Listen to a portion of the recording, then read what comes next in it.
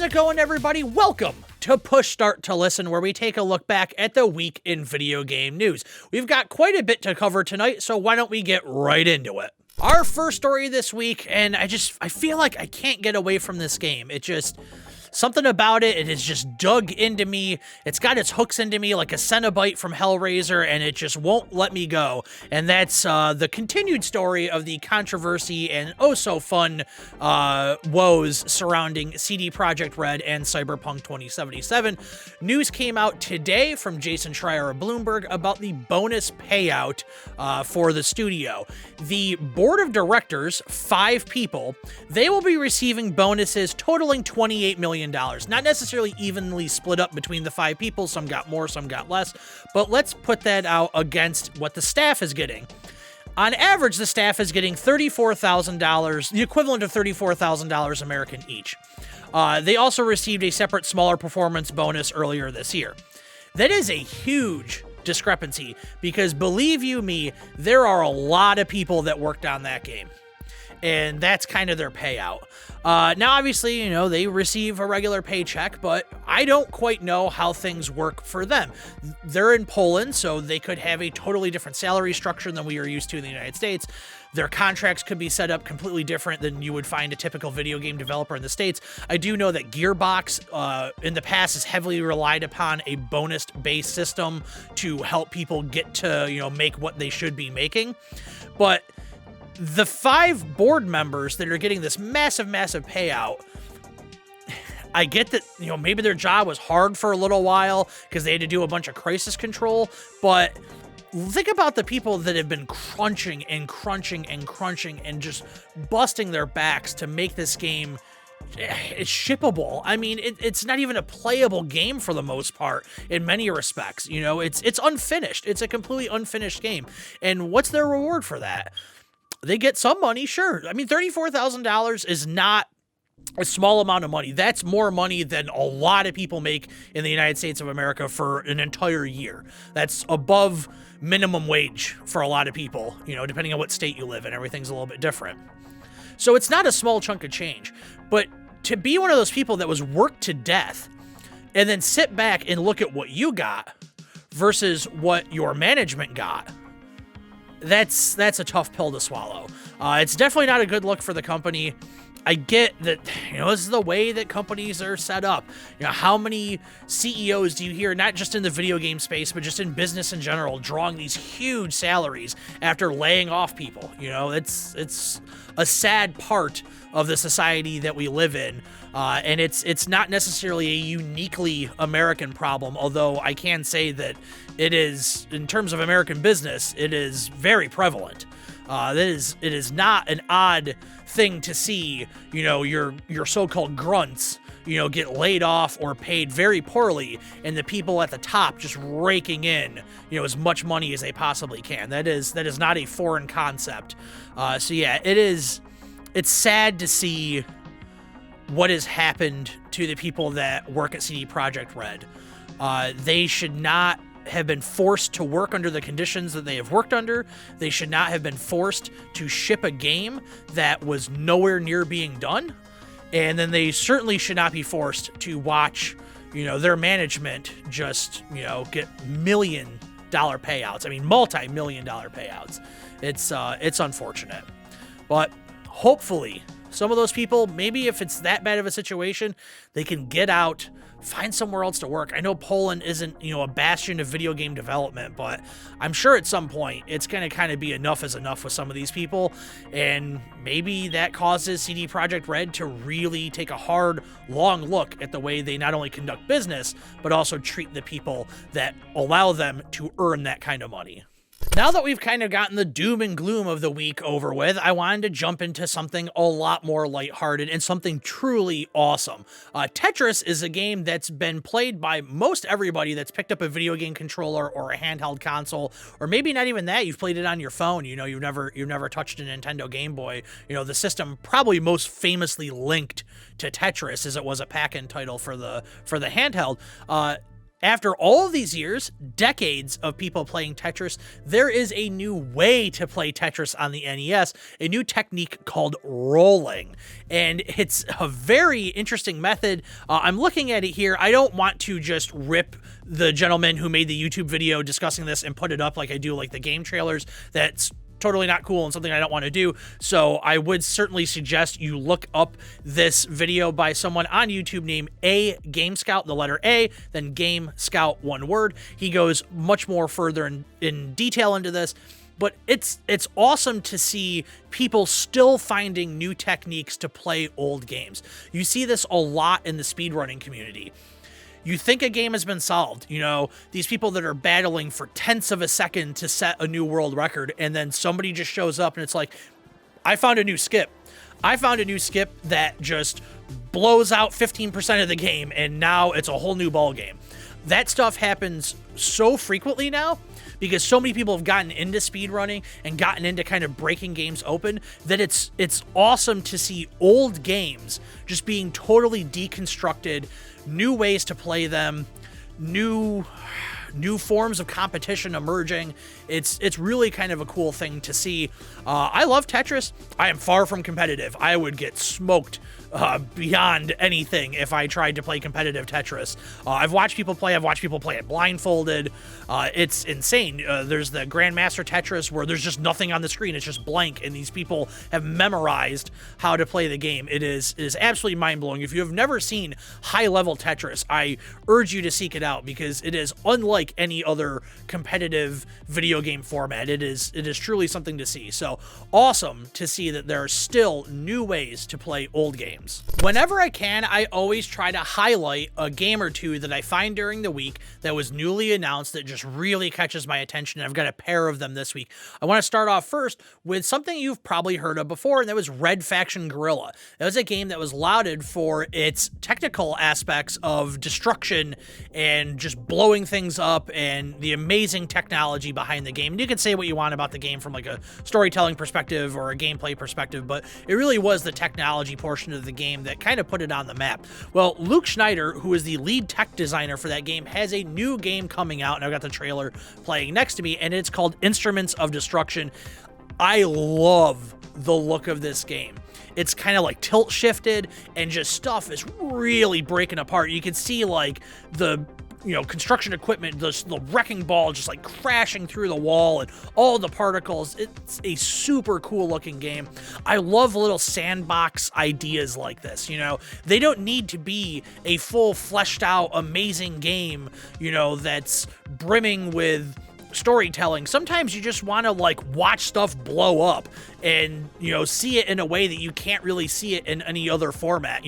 Obviously we've got crazy explosions in movies and television shows, but being able to interact with it and really see it at a more kind of granular level than you can on a video game is a sight to behold. And this is a game for certain I will be checking when it comes out. It looks like it's coming out later this year on Steam Early Access. I don't think any other platforms have been announced, but for a PC game, a small PC game, this looks like it's going to be an excellent slice of explosion and destruction heaven.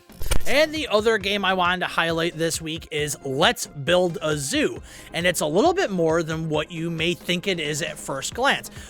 When you look at it, it looks like maybe it's just like Zoo Tycoon or Roller Coaster Tycoon, a game in that vein, but there's definitely something lurking below the surface as it does deal with buying animals on the black market and potentially splicing animals together to create new, I guess, okay animals. Some of them may not look so okay. It looks like you can create some just like truly hideous creations if you kind of put your mind to it. I love Tycoon games. I grew up playing Tycoon games. Roller Coaster Tycoon, Theme Hospital, and Sim Golf were on a constant rotation in my childhood. I love those games to death. Anytime a new kind of, I guess you would say tycoon, I've always thought of them as more of like a business simulation or what have you. I do like ones that give you more control, like Sim Golf. You could make your own golf course, but then you could also play your own golf course, and I always really like that aspect of that title. These always get my attention. It's a genre that is just so unique. And a lot of the times it does get kind of cookie cutter, copy and paste. There's obviously been some games that have broken out of that mold. I definitely include, stuff like City Skylines and SimCity in the same mold. Those are always just, they're an experience you can't get anywhere else. It's a genre that is needing to evolve, but I think players that grew up playing those games, just getting newer, updated versions of those games has been enough to kind of satiate you. But when somebody really kind of comes out of left field and does something cool like Prison Architect, and it looks like Let's Build a Zoo is going to do the same kind of thing, it definitely makes you stand up and take watch of it. And again, just like the last game we looked at, Instruments of Destruction, this will be one that as soon as it's released, I'll be taking a look at it. And before we go this week, I wanted to take a little bit of time to go over the new Mortal Kombat film that came out in theaters and HBO Max 1 week from yesterday when you're watching. I'm filming it on Friday night. And I could not wait to watch it. We didn't get a chance to watch it on release night on Friday night. It was we had to get up to go out of state very early last Saturday. But Saturday night, my wife and I, we were geared up, ready to go for Mortal Kombat. She's a little bit familiar with the games, like she's aware of their existence, but she didn't grow up playing them. She hasn't played any of the newer ones. She's never seen the original Mortal Kombat film and Mortal Kombat Annihilation. She certainly hasn't seen like the television shows or animated stuff or anything like that. Whereas me, I'm a diehard Mortal Kombat fan. It's something I grew up with. Mortal Kombat in the arcade was an absolute go-to, and I played a ton of Ultimate Mortal Kombat 3 on the Super Nintendo. I was ready to go. From the minute the trailer ended, I was like, I'm all in on this. It looks like they definitely care about the franchise, care about the characters, and I was very excited to see where they were going to go with this, and I was not disappointed. I know that there's been like mixed reactions to it. Certainly not for me. I thought the movie was great. I thought that they had a really interesting cast of characters. I was okay with the new guy. He's fine. He serves a purpose. And I like that they got some non-traditional Mortal Kombat characters involved, like Natara. Cabal was somebody that was kind of cool to see, and he ended up being a great character. Seeing Raiko in there was, that was unexpected. Raiko and Natara were both very unexpected. The casting, for the most part, was great. It's very, very difficult for me to not look at Shang Tsung and just be like, man, I wish the original actor was there. And same with Liu Kang. Although I thought Liu Kang in this film was actually pretty good. Kung Lao was fine as well. He was a little goofy. I think they gave him some just kind of like odd scenes, and I guess maybe I'm just not used to seeing him like that as a character, but ultimately I didn't really have any problem with it. They set up this new mythology of, you're branded with the Mortal Kombat logo, and that means you've been chosen to compete in Mortal Kombat. If you kill somebody that's been branded, that means, I guess, you're good enough to now become branded, and you can unleash your inner power if, I guess, a certain series of circumstances is met. It seemed like it was just like being pushed to like an emotional breaking point allowed you to set off your powers. And the powers stay true. Kano's got the laser eye, Sonya's got the purple rings and all that stuff. Kung Lao's got his frisbee hat with razor blades on it.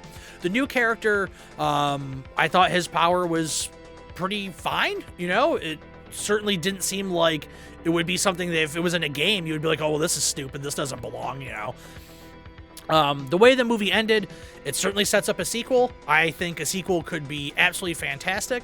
I hope that they are able to keep everybody together. Like, I don't think that anybody's going to drop out of filming. Hopefully there's nothing behind the scenes going on, because the cast had chemistry with themselves. I felt like, at least, it definitely, a few of the actors, Shang Tsung, Raiden, they're a little stilted, but it is what it is. Sometimes when you get people that are traditionally known for doing martial arts films or just stunt work in general, they don't always translate to the greatest of actors. There's certainly people that have broken through that mold over the years.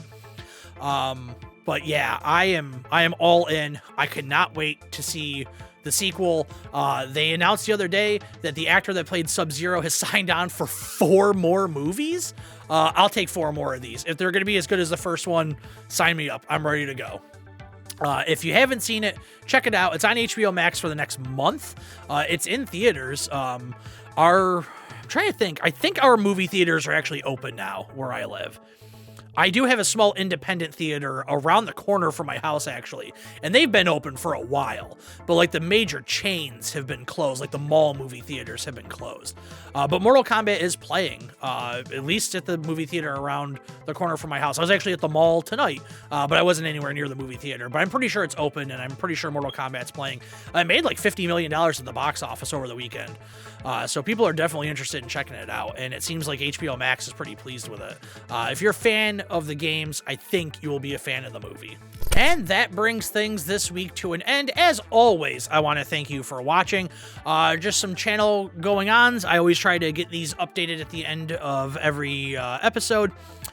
New video is going up on the channel on Monday. It's the next episode of the mainline Push Start series, and it's going to be a personal look at the games of my childhood, mostly focusing on Super Nintendo, a little bit of other stuff thrown in there as well. It's going to be a part one. I'm going to talk about a lot of games throughout my childhood, and it's not something I can fit into one video. It's going to be an ongoing series, and I'm really excited to do it. It's giving me the opportunity to kind of relive some of my favorite gaming memories as a kid.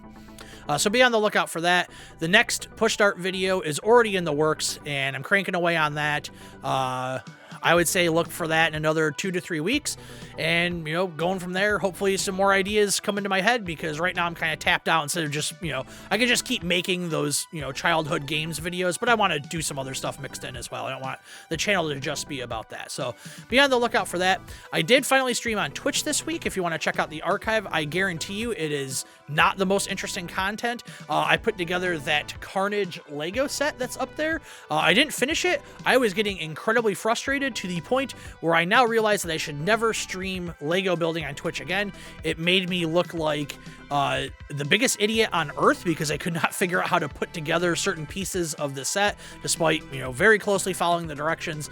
And yeah, Lego for me is supposed to be relaxing, and having that added, you know, feeling like I'm being watched by streaming it certainly didn't help. So I think no more streaming Lego going forward, but I will be streaming some arcade games coming up. My arcade stick is dead.